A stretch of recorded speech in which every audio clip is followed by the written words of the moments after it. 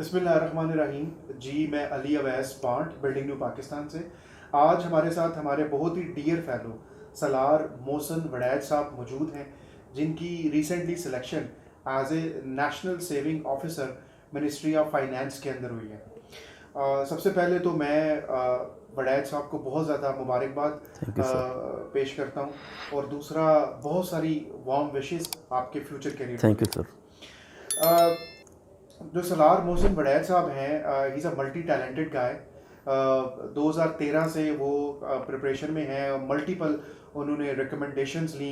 अब लाहौर और गुजरात के अंदर वो एज ए मेंटोर भी दो डिफरेंट एकेडमीज़ को रन कर रहे हैं, पालिकन एकेडमी के नाम से।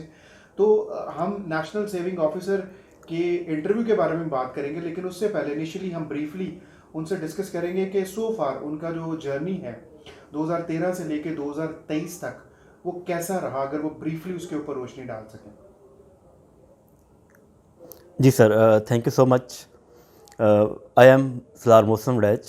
Recently, I am allocated as a National Saving Officer in Ministry of Finance.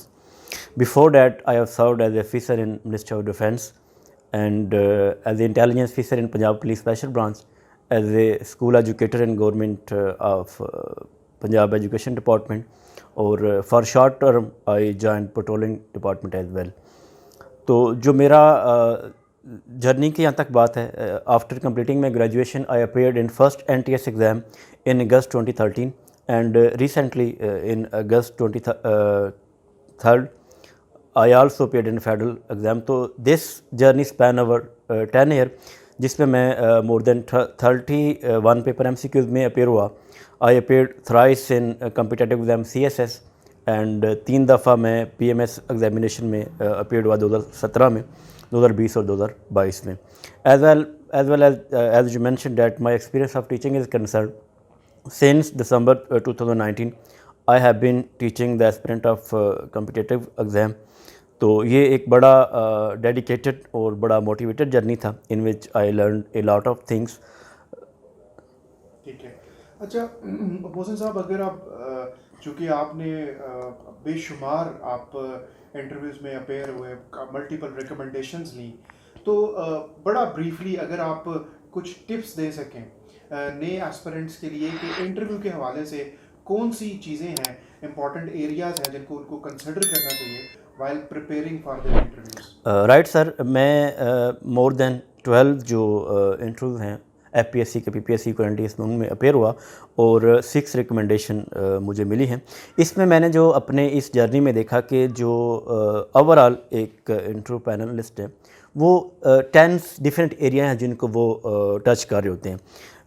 जिस तरह कुछ में वो PPSC में कुछ एडअप कर लेते हैं, FPSC में कुछ छोड़ देते हैं, लेकिन ओवरऑल देखा जाए तो देर आर 10 डिफरेंट एरिया. मैं उसको हाईलाइट करूंगा कि पहले वो आपका इंट्रोडक्शन से स्टार्ट करते हैं कि जेंटलमैन इंट्रोड्यूस योर सेल्फ, या अपना आप इंट्रोड्यूस करवाएं. तो दूसरा जो आपका है वो डिग्री के रेलिवेंट होता है, आपकी डिग्री कौन सी है और किस यूनिवर्सिटी से आपने पढ़ा है, यूनिवर्सिटी के बारे में भी वो एडअप कर रहे हैं. थर्ड, आप जिस डिपार्टमेंट पे में जा रहे हैं उसकी आपको होनी चाहिए कि उसकी हायरार्की क्या है, उसका फंक्शन क्या है और उसके रिसेंट जो प्रोजेक्ट्स हैं वो क्या है. जो नेक्स्ट है इसमें वो आपकी जो डिग्री है, उसके बाद आपका जो वर्क एक्सपीरियंस है उसमें वो चीज़ें लेकर आ जाती है. कि जिस तरह मैं पहले डिफरेंट डिपार्टमेंट में सर्व कर चुका था, तो मेरा वो बड़ा एक डिसाइडिंग सा फैक्टर रहा है कि मैं उसको जस्टिफाई कर पाया हूँ कि मेरी पिछली जॉब से मैं क्यों स्विच करना चाह रहा हूँ. फिर आपका वो डिस्ट्रिक्ट प्रोफाइल वगैरह पूछ लेता है, जिस एरिया से आप बिलोंग करते हैं उसकी मेन पर्सनालिटीज़ और जो मेजर चीज़ें हैं.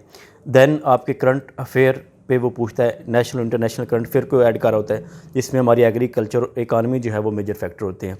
मीनवाइल इसमें वो जो GK के क्वेश्चन हैं, GK में भी आगे पार्टिकुलरली वो इस्लामिक स्टडी और पाकिस्तान अफेयर के क्वेश्चन आपसे पूछ रहा होता है. फिर आपके कैरियर गोल्स क्या हैं, फ्यूचर आपके कैरियर गोल हैं, वो इसको एडअप करता है. और लास्टली अगर इसमें देखा जाए तो वो आपके ओपिनियन भी पूछ लेता है, आपकी राय लेना चाह रहा होता है किसी मामलात में कि ऐसा है तो इसका क्या आगे फर्दर लायामल हो सकता है. देन लास्टली हॉबीज़ पे, वीकनेस पे और स्ट्रेंथ पे आपका वो इंटरव्यू जो है वो फाइनलाइज करता है. तो ये वो एरियाज़ हैं जो मैंने अपने डिफरेंट एरियाज़ इंटरव्यू में एक्सपीरियंस किए हैं कि इनसे वो लाजमी टच आउट कर रहा होता है. वो सब आपने बहुत ही ब्रीफली जो है वो इन सारे एरियाज़ को ऊपर बात की, जिनको इंटरव्यू के हवाले से कंसिडर किया जाता है।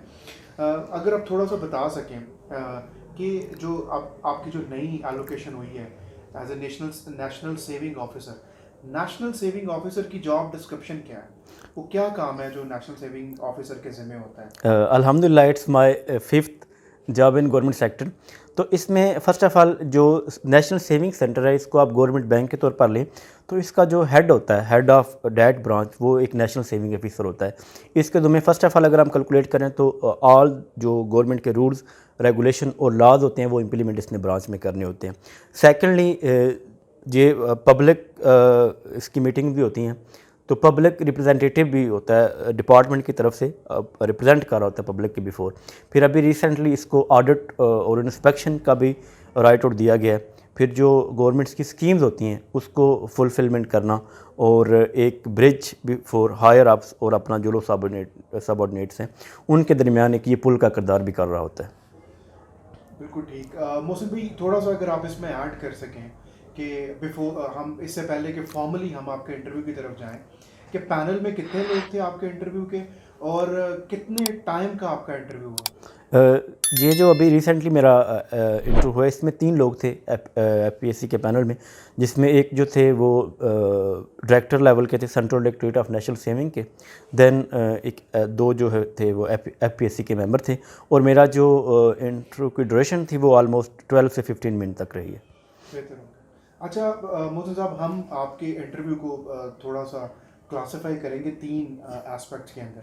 एक तो ये कि आपसे नेशनल और इंटरनेशनल इश्यूज़ के ऊपर जो बात की गई, फिर आपसे जो आपके प्रीवियस डिपार्टमेंट से रिलेटेड सवाल पूछे गए उन पे बात की जाएगी, और तीसरा जो नया आपका डिपार्टमेंट है मिनिस्ट्री ऑफ फाइनेंस में as a national saving officer, आपके नए डिपार्टमेंट से रिलेटेड आपसे क्या सवाल और क्या बातचीत की गई। तो सबसे पहले आप ये बताएं कि जो नेशनल और इंटरनेशनल इश्यूज़ थे उनमें कौन से एरियाज़ थे जिनको टारगेट किया गया, जिनके ऊपर आपसे बात की गई, and how did you respond to those question? इसमें जिस तरह मेरा पहले एक्सपीरियंस भी था कि हमारे वो इंटरनेशनल इशू इस तरह के पूछ रहा होता है जिनका हमारे नेशनल लेवल पे इम्पैक्ट पड़ रहा होता है, और नेशनल इशू इस तरह के वो क्वेश्चन करता है जिनका इंटरनेशनल लेवल पे वो जा रहा होता है। तो मुझसे जो नेशनल लेवल का उन्होंने पूछा था, एक तो हमारा जो इकनॉमिक सिस्टम है उसका सल्यूशन क्या है, पाकिस्तान के जो इकनॉमिक क्राइसिस है इसका वे फॉरवर्ड आप बताएं। दूसरा जो बजट हमारा है, बजटरी सिस्टम, उस पे क्वेश्चन उन्होंने पूछे थे, और मीनवाइल हमारे जीडीपी और जीएनपी पे कुछ क्वेश्चन हुए थे। अगर मैं इसमें इंटरनेशनल पे कोट करूं तो उन्होंने ये भी क्वेश्चन किया था कि जो मेजर इकनॉमिक सिस्टम वर्ल्ड में प्रिवेल कर रहे हैं आप इसके बारे में कुछ बताएं। दैन जो हमारी उस वक्त अफ़गानिस्तान के साथ कोई क्राइसिस चल रहा था, तो इसके क्या रिपरकशंस हुए हमारी इकानमी पे। दैन इसमें अगर मैं रिमाइंड कर सकूं तो जो अगर मैं ऐड ऑन कर सकूं तो शायद ये भी सवाल था कि क्या पाकिस्तान डिफ़ॉल्ट करेगा या नहीं करेगा। बिल्कुल सर ऐसे ही है। तो हाउ, मतलब इसमें से अगर 2-3 सवाल बहुत इंटरेस्टिंग हैं, मसलन उसमें उन्होंने इस्लामिक इकनॉमिक सिस्टम के ऊपर बात की, तो इस्लामिक इकनॉमिक सिस्टम पे क्या बात की और आपने उसको कैसे आंसर किया, क्योंकि इस हवाले से मैं भी क्यूरियस हूँ और जानना चाहता हूँ, क्योंकि ये बहुत ही इंटरेस्टिंग एरिया ऑफ डिस्कशन है इस हवाले से। उसमें जो क्वेश्चन था जिसमें से ये क्वेश्चन उन्होंने निकाला था कि वर्ल्ड में जो इकनॉमिक सिस्टम प्रिवेल करें जिसमें कैपिटलिज्म है, सोशलिज्म है और इस्लाम का इकनॉमिक सिस्टम है जो इस्लामिक शरिया के मुताबिक चलता है, तो इसकी क्या ऐसी करैक्टरिस्टिक हैं कि जो इसको दो बाकी सिस्टम है कैपिटलिज्म के और सोशलिज्म के, इसको डिफ्रेंशिएट करती हैं और इसको थोड़ा सा आई देती हैं। तो उसमें मैंने उनको बताया कि हमारा जो इस्लामिक इकनॉमिक सिस्टम है इसमें एक तो इक्वालिटी है, मतलब पार्टिसिपेशन पे ये जोर देता है और सबको साथ लेकर चलता है, और सेकेंडली सर्कुलेशन ऑफ वेल्थ पे इसमें जोर दिया गया है कि आप वेल्थ को सर्कुलेशन में रखें। थर्ड जो इसका इंपॉर्टेंट फीचर है जो कि दूसरे सिस्टम में इस तरह से नज़र नहीं आ रहा होता, वो इसका ज़कात और उशर का, कि हमारा जो डाउन टोडन पीपल हैं उनको भी हमारे जो लाइफ है उसमें अपलिफ्ट किया जाए और बेसिक जो नीड्स हैं वो भी उनकी फुलफिलमेंट हो सकें और वो ज़िंदगी रोज़मर्रा की ज़िंदगी में अपनी जो अमूर हैं वो सर अंजाम दे सके। ठीक है, एक मैं थोड़ा सा आपसे ये भी जानना चाहूँगा कि पाकिस्तान डिफ़ॉल्ट करेगा या नहीं करेगा, ये वो $100 बिलियन क्वेश्चन है जो सारों लोगों से किया जाता है, जो साहिब सोच हैं, साहिब नज़र हैं। आपने इस सवाल का जवाब क्या दिया कि पाकिस्तान डिफ़ॉल्ट करेगा या नहीं करेगा? आपका सवाल पॉजिटिव था, जवाब पॉजिटिव था, नेगेटिव था, किस तरह का? वैसे जो जर्नी रहा इसमें यही देखा गया कि आपका जो है वो पॉजिटिव और ऑप्टिमिस्टिक अप्रोच ही आपको लेकर चलनी होती है। तो मैंने भी बिल्कुल इसका पॉजिटिव वे में जवाब दिया कि पाकिस्तान जो है वो डिफ़ॉल्ट नहीं करेगा। फ़र्स्ट ऑफ़ ऑल जब हमारा ये इंट्रो हो रहा है अगस्त 2022 में, तो उसमें वो इंस्टॉलमेंट का इशू आ रहा था। तो पाकिस्तान ने उस वक्त इंस्टॉलमेंट एक पे कर दी थी और जो कमिटमेंट थी दूसरी की वो भी उन्होंने कहा था कि वी शैल पे ऑन टाइम। तो एक तो वो था कि हम पे करेंगे। दूसरा जो हमारे फ्रेंडली कंट्री हैं, दोस्त ममालिक हैं, यूएई, चाइना और सऊदी अरेबिया से उस वक्त इतनी कम हमें असिस्टेंट मिल चुकी थी कि थोड़ा अरसा के लिए हम सर्वाइव कर सकते थे और लॉन्गर टर्म भी हम इसको लेकर जा सकते थे। तो तीसरा ये पाकिस्तान ने इस हवाले से कमिटमेंट भी की थी कि जो हमारे इकनॉमिक क्राइसिस हैं उसको लेकर आगे चलेंगे। ऑफिशियली भी इस तरह की कोई अनाउंसमेंट नहीं थी कि जिसकी वजह से लग रहा था कि Pakistan will default. Pakistan will not default, ठीक है, फाइन। अच्छा मोहसिन साहब, इसमें थोड़ा सा ऐड ऑन ये कर दीजिएगा कि आपकी प्रीवियस जॉब से लेकर, प्रीवियस जॉब आपकी बड़ी डाइवर्स थी और आपकी जो प्रॉक्सिमिटी में आपकी प्रीवियस जॉब थी वो बड़ी इंटरेस्टिंग भी थी मिनिस्ट्री ऑफ डिफेंस के अंदर। तो आपकी प्रीवियस जॉब को लेके आपसे क्या डिस्कशन की गई, क्या बातचीत की गई? मेरे अगर इंटरव्यू में देखा जाए तो जो मोस्ट इंटरेस्टिंग और डिसाइडिंग फैक्टर भी अगर आप कह लें तो वो सर्कुलेट कर रहा था मेरी प्रीवियस जॉब के गिर्द। इवन के जो एफपीएससी के मेंबर थे वो इसको ज़रा मज़ीद जांचना चाह रहे थे कि इसमें क्या था मज़ीद।